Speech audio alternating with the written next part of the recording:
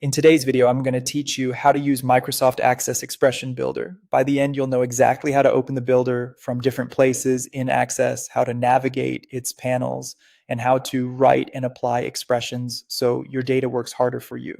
Start by opening Microsoft Access. If you're working with a query, open that query in Design View. In the grid at the bottom, right-click a blank field or criteria cell and choose Build. That opens the expression builder for query calculations and filters, which is great for computed columns or criteria like dates, totals, or text matching. If you're building a form or a report, the path is slightly different. Select the control you want to calculate in, such as a text box, open the property sheet, go to the data tab, and click the three dots next to control source. That launches the expression builder tied to that control, perfect for things like totals, conditional text, or formatted values shown to users. You can also use the builder directly from a table.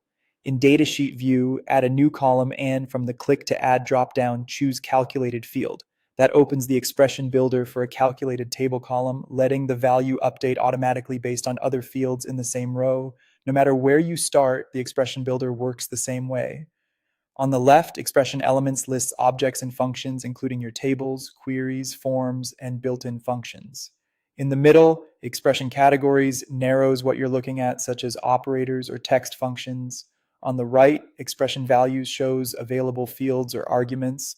Double-clicking items inserts them into the expression box, which helps avoid typos.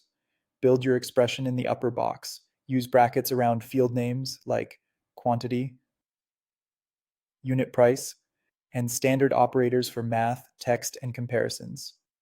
You can insert functions such as datediff for time spans, if for conditional logic, or format for display. Be mindful of data types.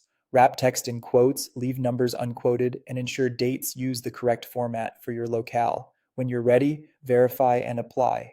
If the builder flags a syntax issue, adjust the expression until it validates, then click OK to save it back to your query, control, or table field.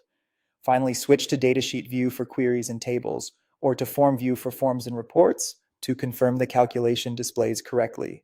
If you see blanks where you expect numbers, consider handling nulls with NZ, and if results look off, double-check brackets, parentheses, and function arguments. That's it. You've successfully used the Microsoft Access Expression Builder.